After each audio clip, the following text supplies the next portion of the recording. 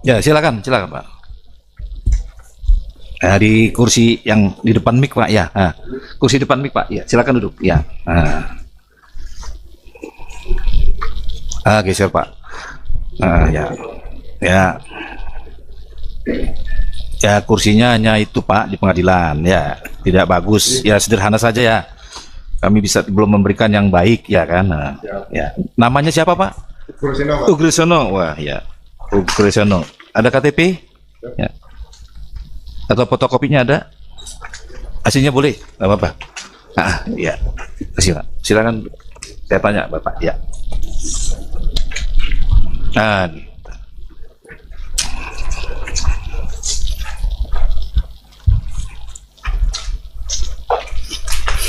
Nama lengkapnya Pak? Ugrisono aja Pak. Dr. Andes Ugrisono ya? Ya. Ugrisono. Ini ejaan lama ya Pak? Lama ya. Tempat lahir? Jakarta 17 Februari 1956. 1956 ya. Agama? Islam.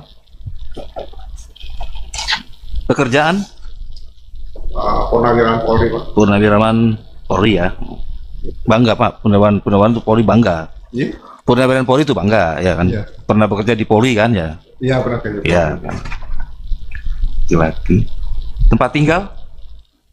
Jalan Suci Gang Regalia.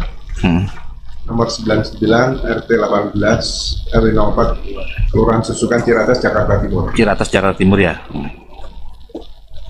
Alamat Jakarta Timur ya. Kenal Pak. Saya tanya. Kenal dengan top-topan hakim? Kenal tidak? Top-topan hakim? Tidak kenal ya. Dengan Bangun Sutoto? Tidak kenal ya. Dengan Joko Widodo? Pernah ketemu? Pernah ketemu ya. Berarti tahu Pak ya. Tahu. Dekat? Jauh? Kalau pernah ketemu hubungannya? Ya kalau bicara dipanggil sekali saja, habis itu enggak. Kalau dipanggil sekali saja. Ya. Berarti tahu ya Pak. Tahu. Dengan Profesor Dr. Opa Emilia MED SPOG PhD? Nah, belum pernah ketemu juga. Profesor dengan Dr. Wening Udasmoro? Belum pernah ketemu juga. Kalau kepolisian tahu ya. Ya. Universitas Gajah Mada tahu juga ya. Ya. Ada tanggapan dari tergugat 1 sampai dengan 4 dan tergugat 2, 3 dan turut tergugat? Tidak ada. Turut tergugat 4? Tidak ada. Turut tergugat? Tidak ada juga ya. Oke. Saya kembalikan dulu Pak nih. Ini KTP nanti susah kalau hilang. Nanti lagi Pak ya. Benar Pak. Ya. Sebelum memberikan keterangan sebagai saksi, ya disumpah dulu Pak ya, sesuai dengan nama. Silakan berdiri.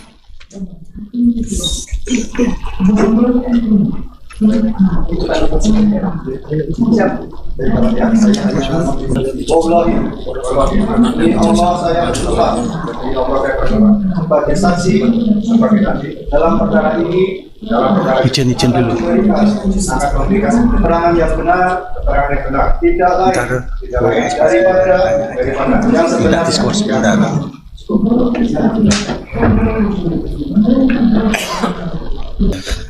Saksi ya, saksi hadir di sini ya, mengerti hadir di sini ya. Tentang persoalan apa? Berkaitan dengan gugatan CLS dengan kaitan ijazah. Gugatan CLS ya Pak ya, dengan terkait dengan ijazah ya. Siap. Ijazah siapa Pak? Ijazah Pak Jokowi. Ijazah Jokowi.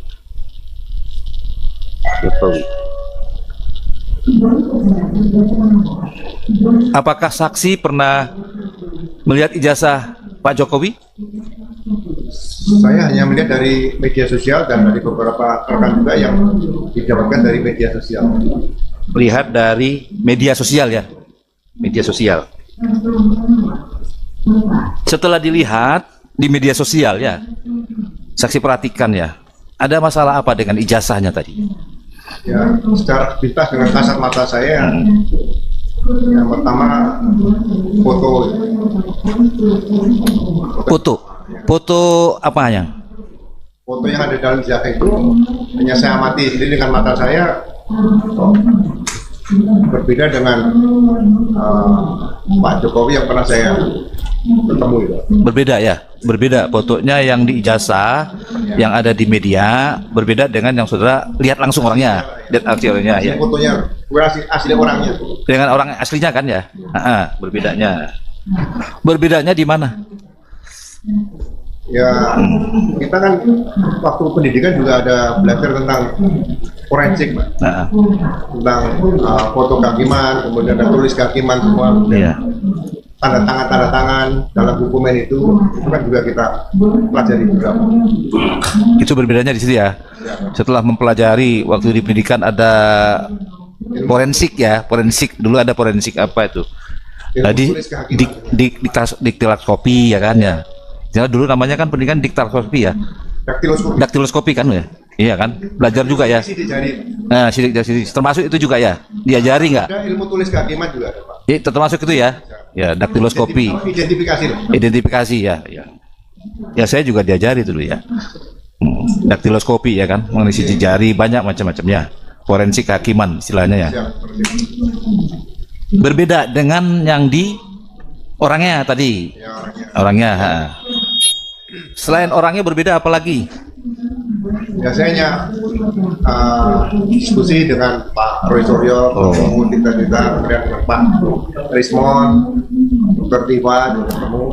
Saya pengen mengamati ada apa sih jasa ini gitu. Ya. Setelah dilihat-lihat dibandingkan dengan yang di media, dengan orangnya, gimana? Ya, saya mengambil kesimpulan analisa saya, polisi sebagai aparat negara perlu mengambil langkah yaitu fokus kepada pasal berapa ini kalau misalnya dugaan tadi memang harus dibuktikan. Nah, karena kita harus bisa memberikan jawaban pada masyarakat. Jadi pemikiran saya lebih cenderung pasalnya adalah pasal 263 ayat 2 KUHP, yaitu digunakan untuk maju sebagai waktu itu sebagai calon wali kota 2 kali, kemudian calon gubernur dan calon presiden, sehingga ke depan nanti peran KPU tidak hanya sebagai event organizer aja untuk melaksanakan pilpres, tapi juga harus melakukan verifikasi secara tuntas, secara mendalam tentang persyaratan-persyaratan dokumen yang diperlukan oleh KPU. Jadi itu waktu itu melihatnya kapan Pak itu? Melihatnya dan membandingkannya kapan? Kira-kira tahun berapa? Saya 2025 sudah hampir tiap hari karena itu menarik perhatian saya. Sebelum yang pertama kali lihat itu kan? Ya. Nah, sebelum kenal dengan Roy Suryo tadi ada melihat kan baru diskusi dengan Roy Suryo. Kapan itu? Kira-kira mulai pertengahan 2025, Pak. Oh, pertengahan ini 2025. Terus tadi katakan ada calon wali kota. Apa sebelum calon wali kota itu gimana tadi? Ya, saya melihat undang-undang pemilu. Ya. Kemudian saya lihat persyaratan untuk menjadi calon wali kota, calon gubernur, kemudian juga calon presiden kan bukan hal yang mudah bagi saya. Karena ini kan untuk memimpin daerah maupun memimpin negara seperti itu. Ya. Jadi kejelian ketelitian itu harusnya ditunjukkan oleh KPU, seperti misalnya ada ke depan nanti dalam pemikiran saya, apakah calon presiden atau kalau calon kepala daerah terlalu banyak misalnya cukup peran lokal, perlu dipampangkan di media cetak atau media elektronik yang ada seperti itu, sehingga masyarakat bisa memberikan penilaian dari awal sebelum terjadi masalah seperti sekarang ini kan berlarut-larut seperti itu. Perlunya syarat calon presiden ya, wakil presiden lebih ketat tuh ya. Usulan saudara kan ya. Siap. Perlunya ya. Berarti adanya perubahan atau perbaikan undang-undang gitu ya. Atau aturan di bawahnya. Yang penting realisasinya. Jadi seperti contoh misalnya KPU. Ya. Kalau KPU menerima persyaratan untuk verifikasi itu kan harus membuat berita acara. Ya. Kemudian juga diumumkan. Nah, ada nggak masukan-masukan dari publik dan sebagainya maju, tapi diberikan batas waktu sehingga tidak terlalu lama, misalnya 1 minggu menerima masukan dari beberapa pihak seperti itu. Selama ini ada KPU seperti itu? Saya melihat dengan peristiwa yang kaitan dengan ijazah Pak Jokowi ini kan tidak ada, hanya akhirnya ditekan oleh publik di situ termasuk yang di KPU pusat melalui Komisi Informasi Publik yang di pusat itu, Ya, KIP. supaya ditunjukkan KIP tadi. Ya. Nah, sebetulnya bagi saya kalau KPU sudah berani menunjukkan seperti itu, KPU pusat, nah pasal 263 ayat 2 KUHP itu bisa diterapkan dulu, itu menjadi barang bukti karena digunakan. Jadi bukan yang menyerahkan. Kalau waktu itu di KPU diteliti dengan jelas, ini kan tidak akan maju. Jadi karena tidak diteliti dengan jelas dan sangat teliti, akhirnya maju. Nah ini mungkin ke depan perlu kewaspadaan seperti itu, sehingga ya sekali lagi saya katakan jangan sampai selalu terjadi hal-hal seperti ini yang berlangsung proses 5 tahunan seperti itu. Jadi peraturan KPU-nya Pak tadi ya. Peraturan KPU-nya yang harus diperbaiki ya. Nah itu. Memang ini yang masukan begini. Kalau ada masalah peraturan KPU-nya yang kurang jelas, harus diperbaiki. Harus tegas dan jelas gitu. Tegas, jelas, dan kalau memang ada kurang diperbaiki kan itu ya. Kembali lagi ya tadi kan. Jadi saksi baru tahu tahun 2025 dari media ya. Tapi belum pernah lihat saksi ijazah aslinya Pak Jokowi. Sampai sekarang saya nggak pernah lihat ya. Tidak pernah lihat ya. Jadi memang ini masukan ya. Ya. Kalau KPU berarti kan negara ada yang kurang terhadap aturan-aturannya ya kan ya. CLS seperti itu sebenarnya.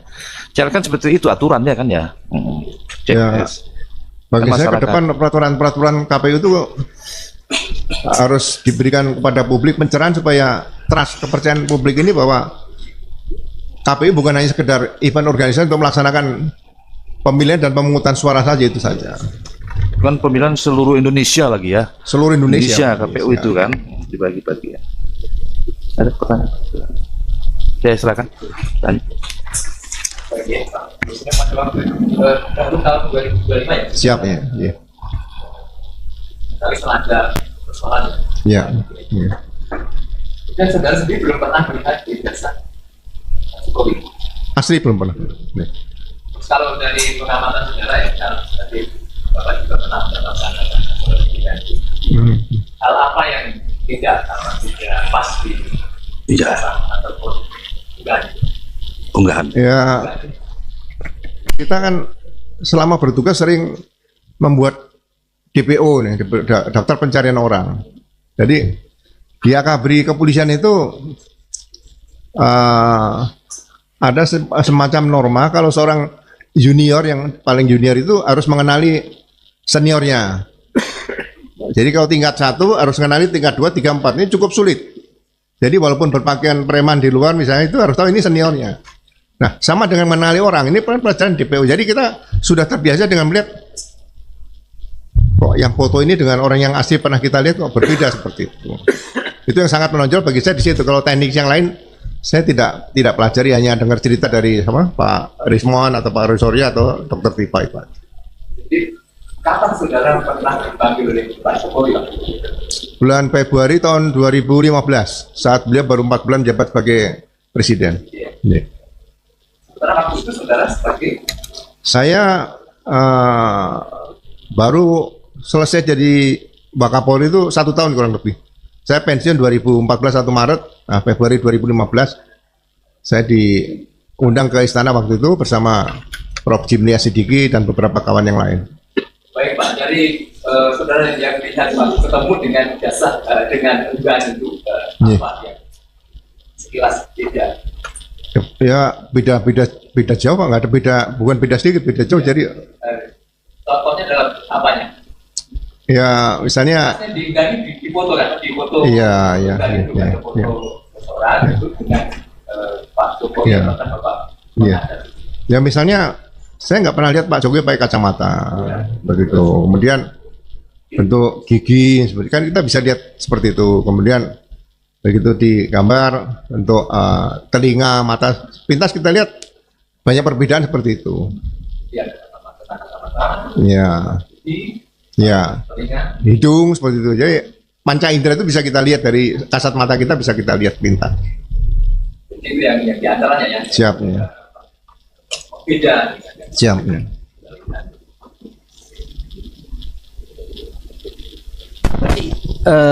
Pernah melaporkan atau saudara yang melapor tadi kan pasal 263 ngomongnya saksi kan, pernah melapor ke polisi? Belum. Jadi saya diajak dialog dengan beberapa kawan-kawan dengan Iya. Prof Repli juga. Eh, Saya bilang ini coba fokus dulu aja, jangan dihadapkan kepada pemilih ijazah dulu Pak Jokowi, gitu loh. Jadi kalau orang punya ijazah, katakanlah tidak benar atau diduga palsu, kalau hanya disimpan sendiri ya mau dibesarkan di rumah pakai figuran juga nggak ada masalah. Cuma kalau digunakan berarti kan ayat 2-nya masuk. Apalagi untuk misalnya calon presiden, ini lebih bagi saya ke depan negara kan tidak bisa dibuat main seperti itu. Jadi Ya. saya lebih fokus kalau bisa pasal 263 ayat 2 saja gitu. yang dilaporkannya tadi. Yang harusnya dilaporkan seperti itu. Ya. Jadi saya akan yang dilaporkan cukup komisioner-komisioner KPU baik yang di Solo, kemudian di Jakarta sama di pusat. Komisionernya dilaporkan. Siap. Ya, sudah. Saya dengar kemarin hari Minggu kemungkinan ada arah ke sana kemungkinan. Ada, tapi belum ya. Iya. Hari Minggu kemarin saya bertemu dengan beberapa kawan mungkin ada arah ke sana supaya masyarakat nggak hanya dipertontonkan dengan debat yang Iya, melelahkan seperti ini cukup lama. Ya, tapi sampai sekarang belum ada ya untuk Belum ada. komisioner KPU ya dilaporkan tentang ijazah tadi ya. Penggunaan ijazah Ya, diduga penggunaan palsu tadi. ijazah belum ada ya. Baik, kami lanjutkan. Terkait dengan materi gugatan ini yang tadi Bapak sudah menyampaikan ini mengenai CRS Pak ya. Siap. Kaitan juga dengan mengakhiri adanya suatu hal yang sama. Di kemudian hari Bapak tadi mengusulkan bahwasanya ke depan itu KPU itu menunjukkan ijazah daripada calon kontestan seperti itu Bapak. Iya, jadi bisa diumumkan di media cetak juga bisa untuk khusus untuk pemilu kan ya cukup menarik seperti penerimaan mahasiswa zaman dulu kan juga pakai media seperti itu dan masyarakat akan ikut partisipasi untuk bisa melihat oh ini kawan saya, ini om saya, ini kakak, disitulah rasa memiliki seorang calon pimpinan negara ke depan itu harus dimunculkan dari situ. Jadi diketahui latar belakang pendidikan formalnya begitu Bapak ya. Ya semuanya, jadi benar-benar memilih seorang pemimpin itu ya bagi saya harus benar-benar pilihan baik lahir maupun batin seperti itu harus. Jadi kalau itu tadi usulan Bapak berkaitan dengan mungkin ke depan ada semacam polemik seperti ini lagi, itu tidak nanti bertentangan dengan undang-undang perlindungan data pribadi, undang-undang yang sifatnya privasi itu kita atau bagaimana? Saya mungkin ini kan Bapak saksi fakta ya, tapi kan usulan Bapak kan ada kaitannya dengan materi gugatan penggugat ini Pak Harun Bapak dan Pak. Ya kalau risiko ingin menjadi pejabat publik ya data pribadi pasti ya akan diketahui seperti itu. Sebagai contoh saya ini untuk perbandingan saja. Jadi kasus meninggalnya Arya Daru diplomat yang di kosnya itu Jakarta, saya ngikuti juga karena pengacara saya kenal akan dibuka masalah hal-hal yang mungkin sebetulnya itu membuka aib, tapi karena sudah meninggal pengen dilihat motif kematiannya apa itu dibuka pada publik karena masalah seperti itu. Oke, jadi kalau itu memang berkaitan dengan adanya kepentingan yang lebih luas, Iya, mungkin hal yang semacam ini bisa dikesampingkan ya untuk iya khususnya. luas gitu ya. Katanya mungkin seperti itu yang masukan Bapak. Ya, kalau Bapak, mohon maaf, dari karirnya Bapak dari kalau mungkin dari TNI kan kecabangan Bapak Polri itu dari apa Bapak latar belakang atau mungkin dari serse atau dari Oh iya. apa mohon maaf Saya lebih banyak di bidang reserse. serse Ya, karena sering berkaitan dengan bukti itu memang sudah Ya. bukti memang sudah tahu Bapak ya. dan analisa kriminalnya atau analisa kriminalistiknya harus lebih jeli di situ kalau reserse seperti itu. Cuman kan menguntungkan kita Kalau pernah bertemu secara langsung dengan Bapak atau Presiden 7 tahun 2000 berapa? 15 ya. Seperti itu ya dibandingkan dengan data yang ada di medsos. ya, ya. Bukankah dalam apa namanya ketika Polri mengambil alat bukti dan menilai alat bukti harus diambil dulu data dari data primernya. Bagaimana itu Pak kalau Bapak mengatakan semacam itu? Ya, saya Ini jasa kan masih ada di Polri ya? ya mohon maaf apa yang mulia Pak Hakim. Jadi gini, kalau ijazah yang dipegang Pak Jokowi ini dibakar sama beliau sendiri, apakah dugaan tadi tidak berjalan? karena sudah digunakan. Gitu. Jadi kalau ada di Polda sekarang ini seperti yang diberitakan di media, seperti yang pernah gelar perkara khusus kemarin, ini saya bertanya dalam hati seorang reserse, mantan reserse, ini barang atau barang bukti? Nah, kalau itu barang bukti berarti kan barang yang diduga hasil kejahatan sesuai dengan pasal kalau nggak salah 38 ya di KUHP itu tentang penyitaan tadi. Penyitaan. Nah, situ. Jadi ini harus dibedakan, ini dokumen, ini barang atau barang bukti. Kalau ada di polisi berarti barang bukti lah. Mengambil kesimpulan sementara loh. Kalau barang bukti kan barang yang dipakai sebagai kejahatan atau hasil kejahatan dan sebagainya. Ini sensitif bagi saya seorang reserse gitu. Jadi bagi saya lebih bagus kalau fokusnya kaitan dengan dugaan ijazah di KPU.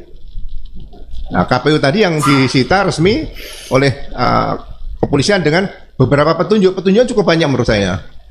Yang didapatkan di media itu kan sudah dibuka semua, ada Harian Kedaulatan Rakyat. Itu sebenarnya demi kepentingan negara dan bangsa, ya kepolisian negara Republik Indonesia jangan ragu-ragu untuk mengungkapkan seperti itu. Maksudnya ke depan jangan sampai terjadi lagi hal seperti yang sekarang terjadi itu.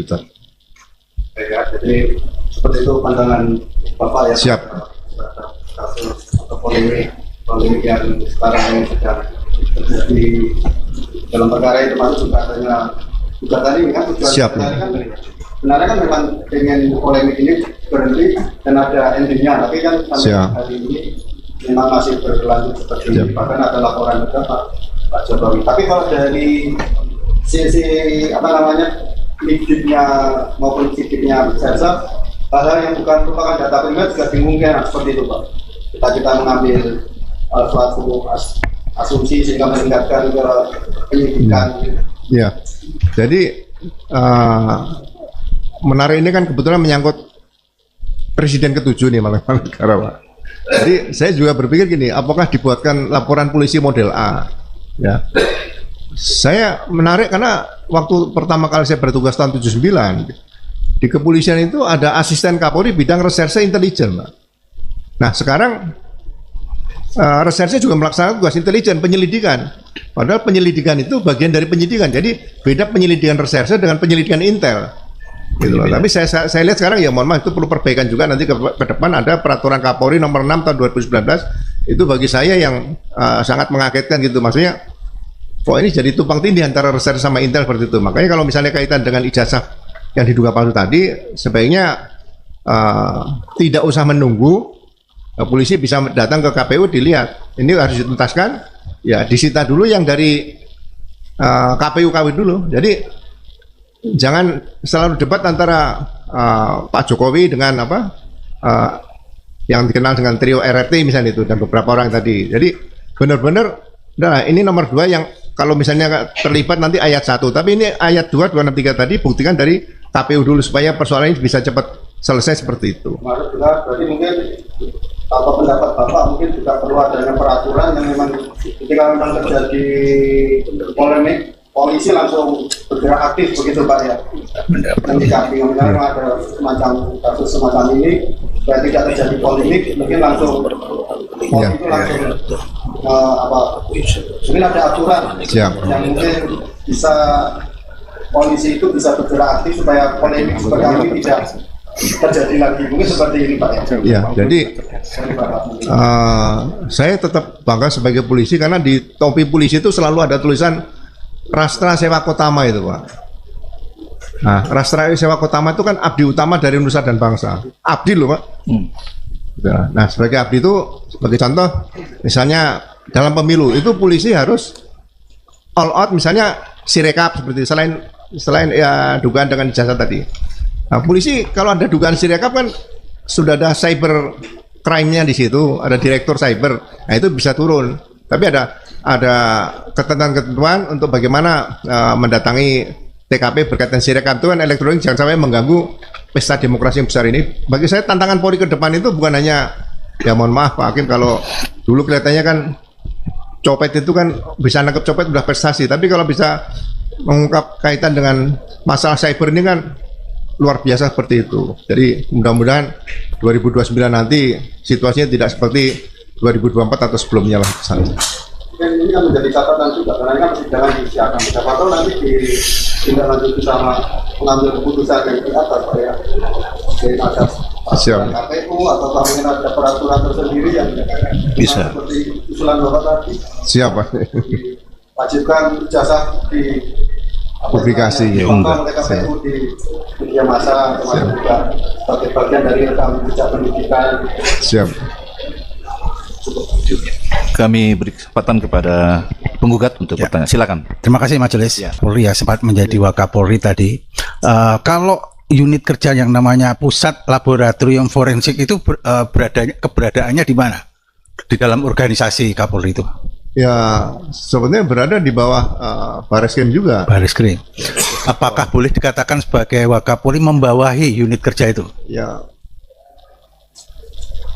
saya mohon maaf ya, mungkin sekarang sudah terpisahkan kepala, karena namanya Kepala Pusat Laboratorium Forensik Kampus Lapor. Pak Lapor. Ya, Itu tapi di bawah Mabes. Polri masih ya? Ya masih di Kapolri, tapi tidak di bawah Mabes Polri. Masih dalam Mabes Polri. Mabes Polri. Oke. Saudara saksi kan pernah berada di Mabes Polri kan? Berarti kan ya. Oke, baik. Tadi juga saudara saksi bersaksi bahwa pernah memperoleh pendidikan forensik juga, Ya. gitu kan. Nah, bisa diterangkan pada persidangan ini mengenai proses pengujian keaslian ijazah ya, Ya. atau dokumen atau whatever lah Pak ya, di lapor Ya. yang tadi diterangkan oleh saudara saksi. Prosesnya bagaimana? Ya, jadi bukan kebetulan, ada peraturan Kapolri nomor 10 tahun 2009 Ya. berkaitan dengan pemeriksaan laboratorium kriminalistik. Ya. Sekarang lapor, dulu Labkrim namanya. Labkrim ya, betul. Jadi memang tidak mudah untuk menggunakan pemeriksaan laboratorium forensik atau Labkrim tadi. Jadi semua itu harus diawali dengan laporan polisi. Laporan polisi. Oke. Jadi dalam Perkap nomor 10 tahun 2009 tadi itu laporan polisi, kemudian bukan laporan loh, bukan Dumas loh ya. Ya. Jadi penekanan saya tetap Ya, laporan polisi. laporan polisi Setelah dalam itu ditindaklanjuti dengan surat perintah dimulai penyidikan. Maksudnya laporan dinas gitu ya, laporan kedinasan gitu ya, yang saudara- Laporan kejadian berkaitan laporan peristiwa yang diduga tidak pidana. Oh, baik. Ya. Ya. Nah, kemudian ditindaklanjuti dengan SPDP atau surat perintah dimulai penyidikan. Ya. Nah, dalam surat perintah dimulai penyidikan itu sudah memeriksa beberapa saksi, kemudian menyita, mungkin meminta penetapan pengadilan untuk penyitaan tadi. Nah, setelah lengkap, yang akan diperiksa ke laboratorium forensik itu adalah yang sudah dilengkapi dengan administrasi penyidikan. Oke. Jadi kalau penyelidikan, khusus penyelidikan langsung ke laboratorium kriminalistik atau laboratorium forensik itu tidak bisa melanggar peraturan Kapolri itu sendiri, seperti itu. Baik. Saudara saksi mengikuti proses pengujian ijazah Pak yang dilakukan oleh Lapor Ya. pada ijazahnya Pak Jokowi. Saya setelah selesai saya ketemu dengan kawan-kawan, pasti Ya. saya tanya bagaimana Ya. mekanismenya, misalnya dalam gelar perkara khusus seperti Ya. itu, saya pasti minta Ya, informasi oke. pada mereka. Apa yang saudara bisa sampaikan pada persidangan ini perihal kesaksian saudara atau pengetahuan saudara perihal itu? Ya, Begini, saya ulangi peran. Apa yang seharusnya dilakukan ya oleh Lapor, tapi tidak dilakukan oleh Lapor, yang saudara amati? ya. Jadi tadi sudah saya sampaikan pada Yang Mulia para Hakim tadi. Ini ada peraturan Kapolri nomor 6 tahun 2019 Ya. tentang penyidikan tidak pidana. Ya. Jadi saya tidak mengikuti itu, tapi setelah saya baca sepintas sangat aneh kalau peraturan Kapolri tadi disebutkan penyidikan tidak pidana, sedangkan penyidikan tidak pidana sudah diatur di KUHP. Ya. Nah, di situ sebutkan ada laporan atau dumas. Ya. Nah, istilah-istilah seperti ini nih sebetulnya perlu diperbaiki. Kalau dumas atau pengaduan masyarakat itu biasanya melaporkan perilaku polisi yang menyimpang. Ya. Misalnya dugaan korupsi, kemudian juga melakukan perbuatan tidak terpuji dan sebagainya. Itu dumas. Ya. Tapi kalau reserse tidak ada dumas. Oke. Ya, makanya saya selalu sampaikan sama para junior kalau ketemu, coba sosialisasikan laporan polisi itu bukan laporan kebetulan ditangani polisi. Ya. Misalnya jaksa menangani kasus Pak Tom Lembong gitu korupsi. Itu juga laporan polisi, bukan laporan kejaksaan. Ya. KPK nangani itu, saya baca laporan kejadian itu juga salah menurut saya. Itu harusnya laporan polisi, karena di internasional saya pernah belajar ke Amerika juga. Ya. Itu ya police report. Nah, ini mungkin yang masyarakat kadang-kadang lupa.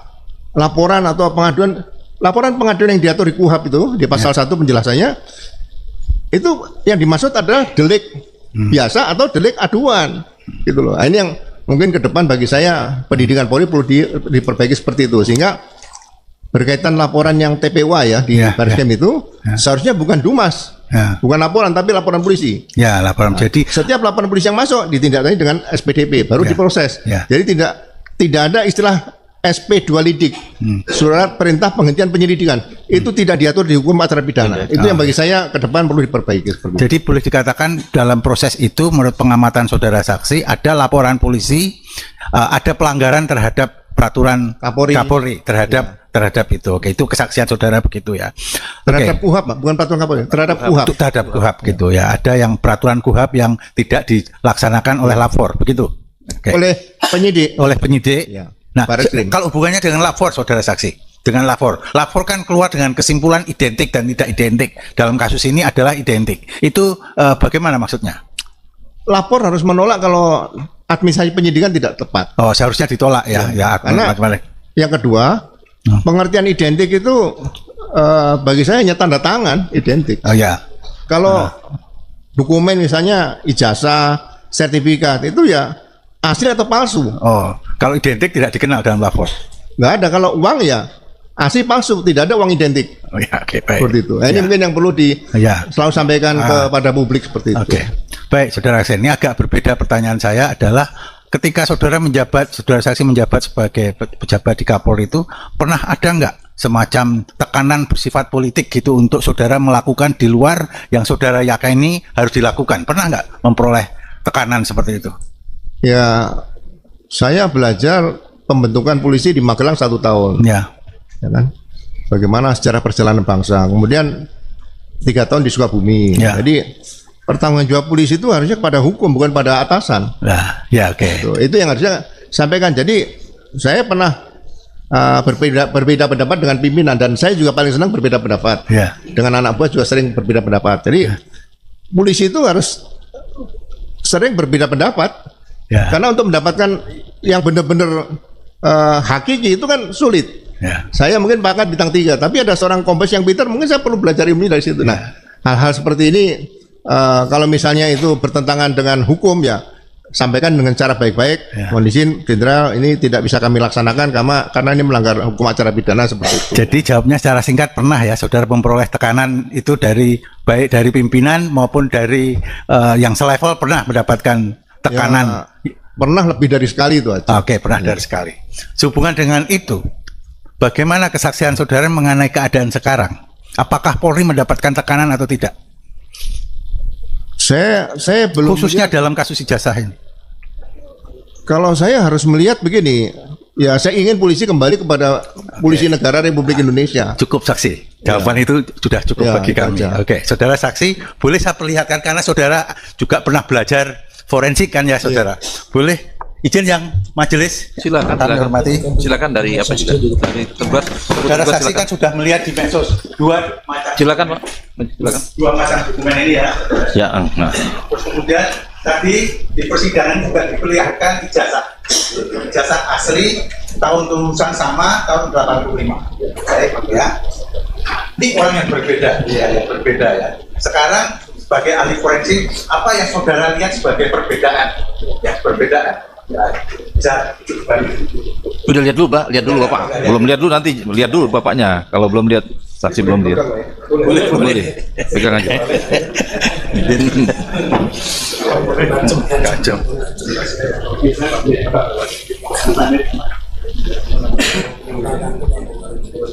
Ya, sambung ya.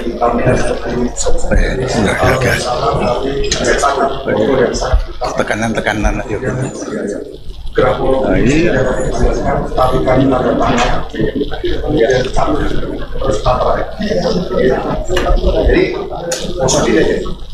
kalau sudah lihat duduk nggak apa-apa. Kalau sudah lihat duduk aja. Nah, lihat, silakan.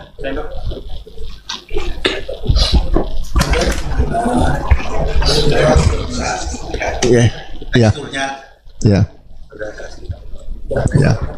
Jadi kalau saya lihat di sini, ini ada semacam hologram ya. Hologram sebelah kiri nih ya. Ya, hologram. Kemudian materi yang tadi saya lihat kan 100 Ruth. Tapi di sini 500 ya. Tahun sama ya.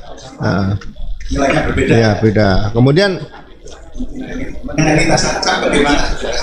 ya, kalau cap ini kan perlu pemeriksaan khusus nanti ya, situ ya. Kemudian tanda tangan sepintas tarikan. Jadi tanda tangan itu dilihat identik atau tidak. Ya. Itu dilihat dari beberapa titik-titik tertentu, tarikan itu berbeda seperti Ya, itu. Sehingga ini baru petunjuknya. Ya, betul. Alat bukti nomor 4 kan petunjuk tadi. Ya. Nah, ini bisa menjadi suatu saat kalau memang dilakukan penyidikan ya ini menjadi barang bukti yang dari KPU tadi Ya. untuk diperiksa dengan yang ini, Oke. yang asli tadi. Ya. Itu untuk pembanding seperti itu saja. Oke, baik. Itu saja ya. Oke, baik. Terima kasih. Nanti akan dilanjutkan oleh kawan-kawan. Ada pertanyaan lagi. Tadi Iya. saudara saksi meminta izin kepada yang terhormat majelis hakim apa boleh dipegang. Iya. Ya. Dalam suatu gelar perkara, ya, juga ada larangan tidak boleh memegang. Ya. Itu bagaimana pengamatan saudara saksi? Ya, Kok tidak boleh memegang? Tunjukkan nggak boleh pegang. jadi sama dengan kalau ada kejadian di TKP, Ya. seharusnya ya saya sering studi ke Arizona dulu. Ya. Itu polisi itu kemana-mana membawa sarung tangan karet yang tipis. Ya. Gitu loh. Jadi pada saat gelar kalau memang ingin memegang, sebetulnya kalau dipegang dengan sarung tangan yang karet yang tipis tadi, bagi saya nggak ada masalah. Oh. Ya. Jadi sebetulnya boleh asalkan pakai sarung tangan, misalnya begitu. Iya, waktu di Amerika tuh mobil yang kita tumpangi dibongkar sama anak-anak muda. Ya. Kemudian barang-barang kita ada di dalam. Tapi kita tanya polisi, boleh nggak kita mengambil barang kita? Nah, kita bisa ngambil, tapi oleh polisi diberikan sarung tangan. Oh, membuka pintu itu bisa, tapi Oke. difoto, di video sama polisi itu. Nah, kita ngambil barang-barang kita nggak ada masalah. Ya. Akan dilanjutkan oleh Silakan ya. Saksi tadi menjelaskan bahwa penghentian penyelidikan itu bertentangan dengan KUHAP. Pertanyaan saya selanjutnya, menurut saksi, kalau begitu apa yang harus dilakukan penyelidik ketika alat bukti belum ditemukan? Mau diulangi dulu, Pak? Ya, tadi saksi menerangkan bahwa penghentian penyelidikan itu tidak dikenal di dalam KUHAP. Lalu saksi kan latar belakangnya reserse, bahkan pernah belajar ke Amerika ya.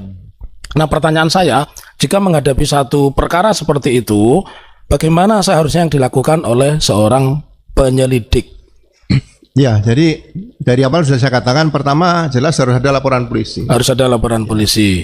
Jadi kemudian setelah laporan polisi diterbitkan surat perintah dimulai penyidikan. SPDP. Ya. Karena dalam KUHAP penjelasan dari pasal-pasal tersebut, Ya. penyelidik itu tidak bisa bekerja sendiri dengan membuat surat perintah penyelidikan. Penyelidikan itu atas perintah penyidik. Penyelidik bekerja atas perintah penyidik. Penyelidik bekerja atas perintah penyidik. Berarti harus ada surat perintah berdasarkan laporan polisi dan SPDP. Ya. Gitu loh. Jadi kalau dikeluarkan surat perintah penyelidikan kemudian diperiksa lapor, Ya. kemudian dihentikan SP2 lidik, Ya. penyelidikan itu pekerjaan sepanjang masa, nggak bisa berhenti. Terima. Jadi pengertian Nah, kalau penyelidikan. intelijen itu Ya. bangun tidur melihat batu di tengah jalan, bikin laporan penyelidikan, nggak ada masalah. Penyelidikan, ya. Mungkin ada yang masang mau ngadakan begal dan sebagainya. Iya, iya. Itu intel. Tapi kalau reserse harus ada laporan polisi, bukan dumas, bukan laporan biasa. Gitu aja. Pertanyaan selanjutnya, bisa tidak di dalam penyelidikan itu mengadakan penyitaan barang bukti begitu? Penyelidikan. Penyelidikan tidak bisa melakukan penyitaan. Penyelidikan tidak bisa melakukan. Karena penyitaan itu harus minta penetapan pengadilan. Ya. Pengadilan menerbitkan penetapan pengadilan harus ada laporan polisi, Laporan polisi, harus ada surat perintah dimulai ya. penyidikan, terus ada berita acara penyidikan. Itu tidak hal yang mudah, bukan asal Ya. ngambil kemudian disita, bukan. Ya. Tadi ditanya rekan kami dan oleh majelis hakim, saksi menerangkan mengikuti perkembangan tentang ijazah. Apakah saksi mengikuti berita bahwa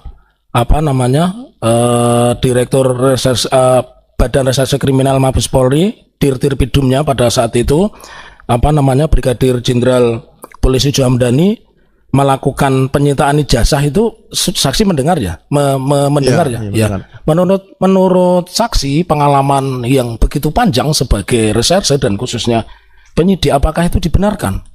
Ya, tadi saya jelaskan kepada Yang Mulia Hakim Ya. Kepala Hakim tadi, kalau itu disita menjadi barang bukti, berarti itu barang hasil kejahatan. Barang hasil kejahatan. Secara tersurat dan tersirat seperti itu seharusnya. Ya, begitu ya. Baik. Saya kepada fisik. Tadi di awal saksi menjelaskan kepada majelis hakim pernah melihat ijazah itu di platform Twitter atau X Dian Sandi. Ya. Pernah. Saya ingin lihatkan apakah foto di dalam ijazah Dian Sandi tadi juga seperti ini. Mohon maaf. P28.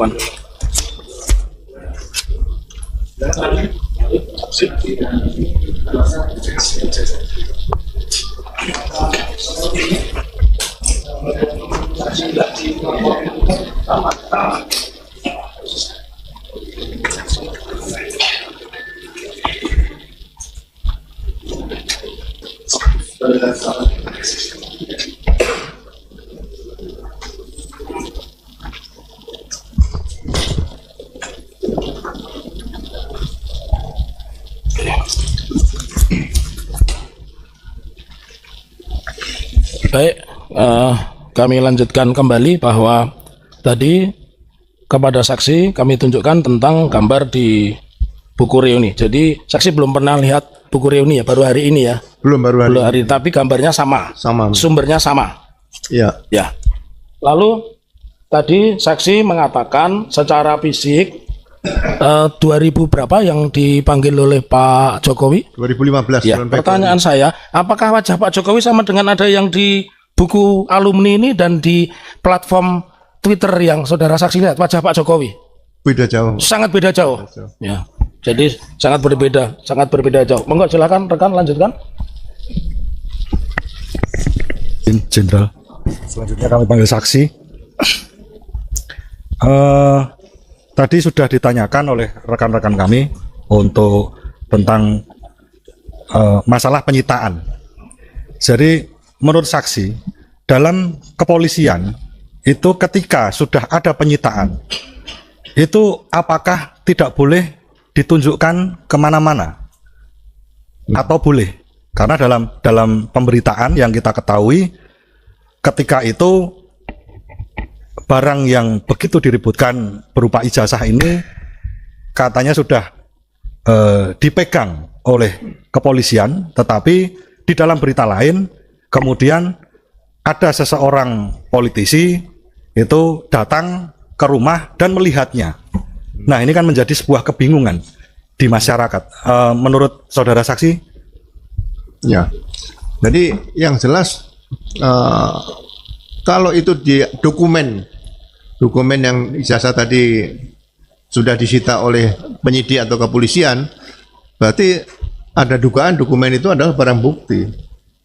Menjadi barang bukti. Untuk menyita barang bukti, karena ini kan bukan tertangkap tangan nih, ya kan?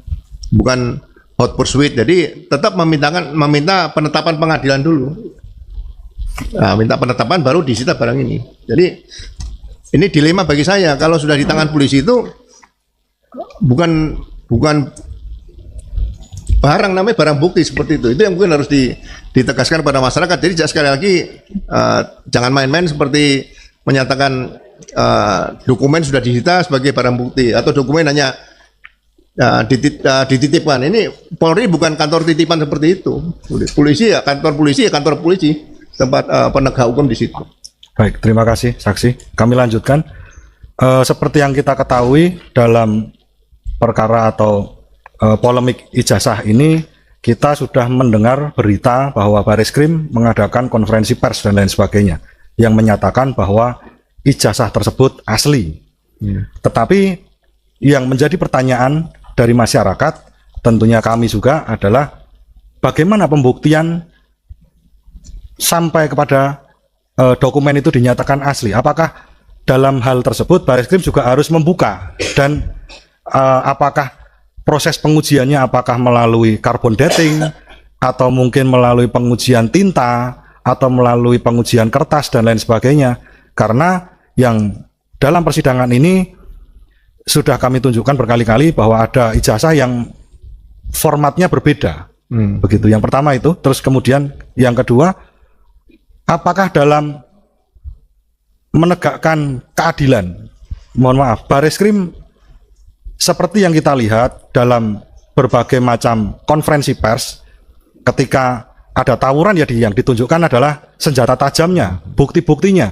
Tetapi yang menjadi pertanyaan adalah ketika Bareskrim mengadakan konferensi pers itu tidak menunjukkan ijazah aslinya yang katanya mohon maaf sudah menjadi barang bukti. Dua itu saksi.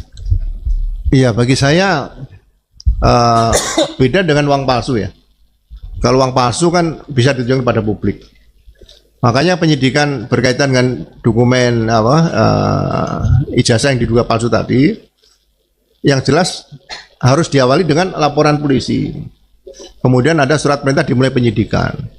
Kemudian sudah ada pemeriksaan beberapa saksi-saksi. Saksi-saksi itu mungkin rektor UGM juga dipanggil sebagai saksi, wakil rektor, dekan, kemudian beberapa dosen yang pernah mengajar di situ tahun berapa dari 80 sampai 85 diperiksa juga, mungkin karena sudah usia bisa diperiksa di sana. Nah, kemudian kalau itu sudah diperiksa semua, baru keterangan ahli dimintakan juga.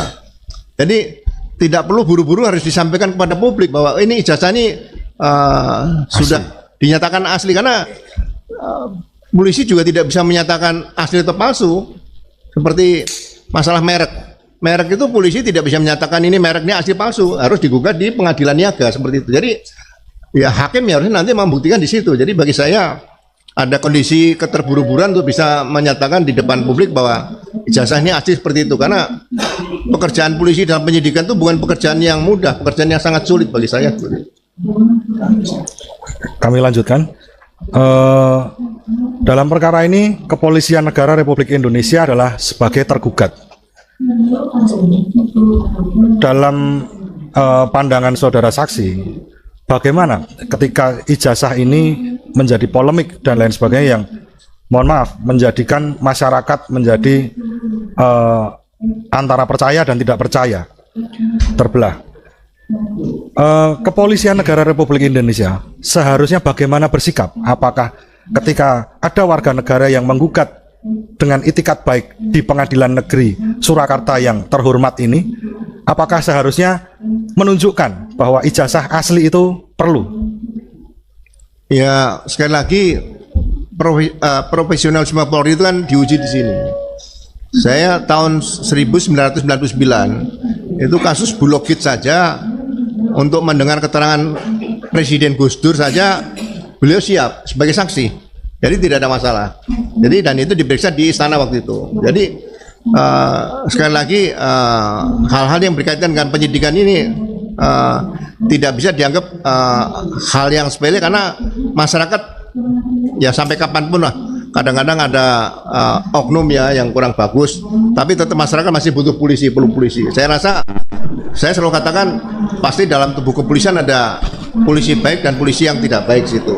Kalau polisi baik menurut saya ya menurut ukuran saya masih ada 99% lah, itu aja. Jadi mudah-mudahan ke depan tidak ada lagi hal-hal seperti ini. Kalau penyidikan itu tidak dilakukan dengan sempurna, biasanya muaranya nanti kan ke pra-peradilan di situ, atau proses. Jadi proses criminal justice system ini harus ditempuh semuanya. Jadi ya mohon maaf pada para hakim, nanti reformasi di bidang penegakan hukum ini mungkin juga harus dilakukan selain reformasi yang sekarang sedang dilakukan oleh Presiden ini, reformasi Polri tadi. Cukup yang mulia. Terima kasih Jenderal. Silakan dari tergugat satu, silakan. Terima kasih yang mulia. Pak Ugro, mohon maaf, mohon izin, saya ingin menyampaikan pertanyaan-pertanyaan terkait dengan peristiwa yang menjadi pokok sengketa di dalam perkara ini ya Pak ya. Jadi sesuai sumpah yang diucapkan oleh Bapak, dalam hal ini Bapak dihadirkan sebagai saksi fakta yang majelis ya, bukan sebagai ahli. Namun demikian meskipun di dalam keterangan Bapak terdapat pendapat-pendapat untuk menghormati persidangan, kami sangat menghargai dan semuanya kami tanggapi di dalam kesimpulan. Pokok yang disengketakan oleh pihak penggugat. Bapak apakah mengetahui terkait dengan pokok yang peristiwa yang disengketakan dalam perkara ini tentang apa secara pasti Bapak apakah mengetahui Bapak? Ya, saya diberitahu sama Pak Taufik tentang ada gugatan CLS tadi, berkaitan dengan ijazah yang diduga palsu Pak Jokowi itu. Jadi gugatan CLS itu gugatan yang diajukan oleh warga negara kepada penyelenggara negara ya Pak ya. Yang Bapak ketahui, apakah Pak Jokowi setelah tidak lagi menjabat sebagai presiden, meskipun dalam nomenklatur disebut presiden ke-7 RI, dapat disebut sebagai pejabat Bapak atau penyelenggara negara begitu. Ini kaitannya dengan CLS soalnya Bapak. Ya, ini yang menarik ini kan ada proses yang dilakukan oleh penyelenggara negara tadi Pak. Kayaknya saya lebih bagus penyelenggara negara itu kaitan dengan ijazah diduga palsu ini adalah KPU tadi yang perlu diproses lebih awal. Pertanyaannya saya ulang Bapak, pada saat ini atau pada saat gugatan ini diajukan dengan tidak lagi menjabat sebagai presiden, apakah Pak Jokowi juga dapat disebut sebagai pejabat publik atau penyelenggara negara begitu? Saya rasa mungkin kalau disampaikan ke saya tidak bisa jawab itu. Baik, ya. Saya kembalikan pada yang punya Pak. Baik, terima kasih. Untuk selanjutnya, terkait dengan peristiwa yang disengketakan oleh pihak penggugat, ini kan ada pihak-pihak yang ditarik sebagai subjek tergugat. Yang pertama adalah Pak Jokowi sendiri sebagai tergugat satu. Pak Jokowi ini ditarik sebagai pihak oleh karena sikapnya, oleh karena perbuatannya menolak atas permintaan TPUA untuk memperlihatkan ijazah. Yang ingin saya tanyakan, Bapak mengetahui apa itu TPUA Bapak? Setidak-tidaknya di dalam TPUA itu bagaimana mengenai susunan kepengurusannya? Apakah Bapak pernah memperhatikan anggaran dasar atau akta daripada organisasi tersebut Bapak? Saya belum pernah komunikasi dengan TPUA, cuma saya tahunya TPUA itu adalah singkatan dari tim pembela ulama dan aktivis. Tapi Bapak secara pasti tidak mengetahui apakah TPUA tersebut terdapat anggaran dasar atau tidak dan telah disahkan oleh Menteri Hukum atau belum? Enggak tahu ya Pak ya. Termasuk maksud dan tujuan dan kegiatan usaha untuk mencapai tujuan Bapak mengetahui Bapak? TPUA? Iya. Saya hanya kenal dengan beberapa pribadi, saya tidak mendalami tentang organisasi TPUA. Tentang TPUA itu sendiri, maksud dan tujuannya apa? Begitu juga langkah atau kegiatan untuk mewujudkan usaha itu seperti apa, Bapak tidak mengetahui. Terima kasih. Kemudian selanjutnya Bapak, selain gugatan itu ditujukan kepada Pak Jokowi oleh karena tindakannya tidak berkenan memperlihatkan ijazahnya berupa hard copy kepada TPUA, ini digugat pula pihak Wakil Rektor bidang Dikjar, juga Rektor. Oleh karena Rektor maupun Wakil Rektor waktu itu melalui konferensi pers, dia menyatakan Bapak Jokowi adalah sebagai alumni UGM yang tercatat sebagai mahasiswa angkatan 80 dan telah lulus tahun 85 oleh karena memenuhi ketentuan akademik yang dipersyaratkan. Bapak mengetahui hal itu? Saya mendengar. Mendengar Bapak ya, mendengar.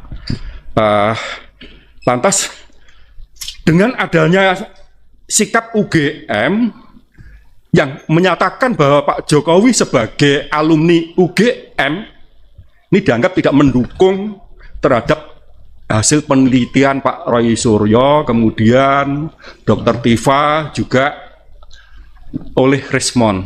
Bapak mengetahui juga hal itu Bapak? Ya, bagi saya ini kan debat yang tidak akan berakhir. Iya. Makanya sebaiknya saya sampaikan tadi bahwa pasal 263 ayat 2 itu lebih tepat sebenarnya untuk menyelesaikan masalah ini diperiksa dari KPU saja sehingga tidak perlu ada diskusi panjang lebar seperti ini. Baik, itu masukan Bapak ya, itu saran dan pendapat. Namun dalam hal ini Bapak kan dimintai keterangan sebagai saksi fakta sehubungan dengan peristiwa yang dijadikan sebagai pokok sengketa oleh pihak penggugat dalam perkara ini. Kemudian ada juga tergugatnya adalah Polri, Kepolisian Negara RI.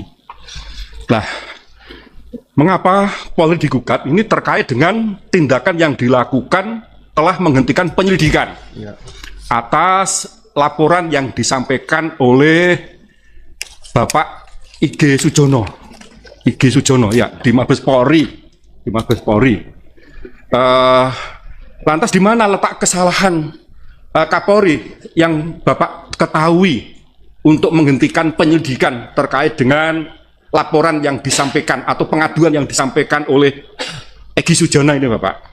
Ya, saya selama di Polri dulu sampai reformasi dulu, Polri serambi depan selalu dipimpin oleh Perwira Samapta. Baik. Ya kan? Perwira Samapta ini seorang perwira berpangkat Letnan 2 bisa, Letnan 1 bisa, Kapten waktu itu, kalau sekarang Ibda itu AKP. Ya. Nah, dia sudah punya kemampuan untuk menilai perkara ini pidana atau perdata. Ya. Atau 50-50 bisa. Nah, setelah diterima laporan polisi menjadi LP, bukan Dumas. Ya. Itu LP, laporan polisi. Nah, laporan polisi itu akan disortir oleh reserse. Kalau pidana lanjut, kalau dugaan masih ada perdata, misalnya 50-50, akan dilakukan setelah diterbitkan surat perintah dimulai penyidikan, dilakukan tambahan penyelidikan. Penyelidikan ini tidak menyentuh pada objek.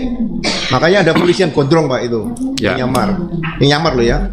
Seperti itu. Nah, kalau misalnya itu nanti ternyata tidak ada pidananya, polisi punya kewenangan luar biasa oleh hukum acara pidana untuk memberikan kepastian hukum, terbitkan SP3, surat perintah penghentian penyidikan. Itu Karya Agung KUHAP itu sudah memberikan kewenangan luar biasa pada Polri. Nah, SP3 ini walaupun saya katakan belum 100% dapat kepastian hukum, itu masih bisa digugat pra peradilan. Jadi tidak ada namanya zaman dulu SP2 lidik kemudian ada penyelidikan sendiri. Sehingga saya melihat Perkap nomor 6 tahun 2009 itu membingungkan bagi saya suatu saat. Ini kasihan generasi muda Polri ke depan nanti. Bagi Bapak ya maksudnya, karena Perkap itu sendiri dibuatkan dalam rangka untuk melaksanakan hal-hal yang lebih teknis sebagaimana diatur di dalam UHAP dan di dalam undang-undang tentang pembentukan peraturan perundangan, Undang-Undang nomor 12 tahun 2011 itu pun diatur di dalam pasal 7 yang pada pokoknya bahwa peraturan yang dibuat oleh pejabat atas perintah peraturan yang lebih tinggi itu pun mengikatkan demikian, Bapak. Baik. Tapi peraturan Perkap itu jangan sampai bertentangan dengan induknya atau dasarnya, yaitu KUHAP, Pak. Betul, Bapak. Jadi itu hal yang teknis ya. Namun demikian nanti biar dijelaskan oleh ahli jika penggugat menghadirkan atau dari pihak tergugat. Demikian, Bapak J. Oke.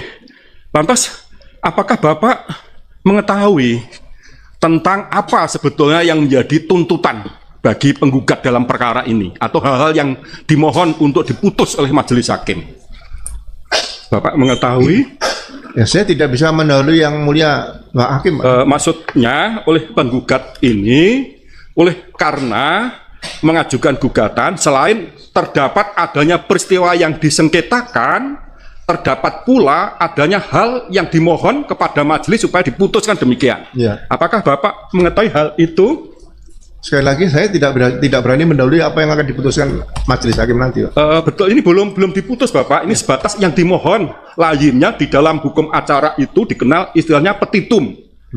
Nah, jadi apa yang dimohon oleh pihak penggugat Bapak mengetahui? Saya tidak berani terjebak dalam jawaban seperti ini. Baik. Karena ini adalah kewenangan para hakim nanti. Baik, terima kasih Bapak. Saya tidak bisa untuk memaksakan Bapak memberi jawaban terkait dengan pertanyaan tersebut.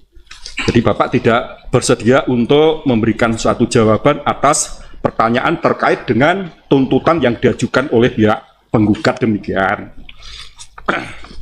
Kemudian Bapak, oleh karena terdapat adanya salah satu posita yang diuraikan oleh penggugat juga menjadi pokok sengketa dalam perkara ini, adanya laporan yang disampaikan oleh tergugat satu, yaitu Pak Joko Widodo di Polda Metro, yang pada akhirnya setelah dilakukan penyidikan, ditingkatkan penyidikan, dan setelah ditingkat penyidikan ditetapkan tersangka. Pertanyaan saya, apakah Bapak mengetahui tentang prosedur yang selama ini dilakukan oleh penyidik Polri pada Polda Metro Jaya, Bapak, khususnya mengenai penyidikan terhadap laporan Pak Jokowi mengenai dugaan tindak pidana fitnah yang dilakukan oleh Pak Egy Sujana dan kawan-kawan? Apakah Bapak mengetahui prosedur yang dilakukan oleh penyidik Polda Metro yang menangani perkara tersebut, Bapak? Ya, saya mengikuti karena yang dilaporkan pertama kali saya lihat kan masanya 310 sama 311 KUHP. Ya, berarti kan itu delik aduan. Mengikuti dalam pemberitaan, Bapak, ya. Ya. Baik. Kemudian ya saya juga jumpa sama mereka-mereka kan sering ngobrol kita kan. Nah, baik. Saya melihat di sini semua kaitannya kan dengan dugaan ijazah palsu. Baik. Jadi bukan penistaan yang tidak ada sebab akibat. Nah, seharusnya Ya. demi kepentingan negara dan bangsa ya persoalan pokoknya diselesaikan dulu, baru nanti persoalan Ya. selanjutnya. Kalau ini tidak dilaksanakan secara tuntas dari persoalan pokoknya, ya ini akan berlangsung bertahun-tahun seperti ini. Ya. Akan tapi terkait dengan jawaban yang telah disampaikan Bapak, apa yang dilaporkan oleh Pak Jokowi ini kan berawal dari laporan yang disampaikan oleh Egy Sujana dan kawan-kawan dalam kapasitas sebagai ketua TPUA di Mabes Polri. Nah, karena berdasarkan hasil penyelidikan yang dilakukan oleh penyidik dan atau penyidik Polri, ya, tidak ditemukan adanya unsur pidana, maka itu dihentikan. Lantas apa yang salah yang dilakukan oleh penyidik atau penyidik terkait dengan penghentian penyelidikan atas laporan yang disampaikan oleh Egy Sujana di Mabes Polri, oleh karena dalam hasil penyidikan tersebut tidak terdapat adanya unsur pidananya? Jangan pendapat, silakan fakta saja, Saksi. Ya. Silakan faktanya saja. Ya, Jangan pendapat. aja, Bapak. Jangan pendapat ya. LP-nya tidak ada. Laporan polisi tidak ada. Laporan polisi tidak ada. Tidak ada.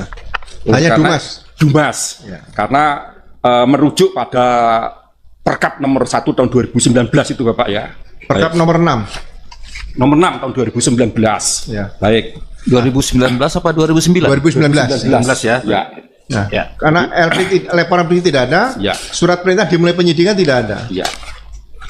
Oke, sementara Tapi cukup saya koreksi tadi yang dimaksud penyelidik ya, bukan penyelidikan. Karena di Mabes Polri terkait dengan pengaduan yang disampaikan oleh Egy Sujana dan kawan-kawan, ini masih dalam tahap penyelidikan.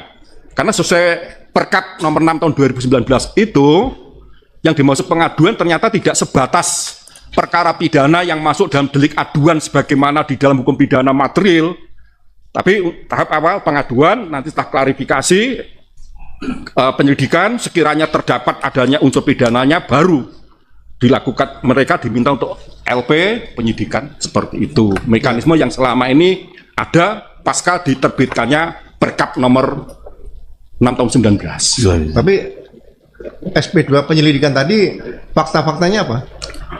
Wah, saya tidak tahu secara pasti. Yang jelas oleh penyidik Mabes Polri terkait dengan pengaduan tersebut, oleh karena tidak ditemukan adanya unsur pidana terkait dengan adanya pengaduan tersebut, pada akhirnya untuk kepastian hukumnya dihentikan.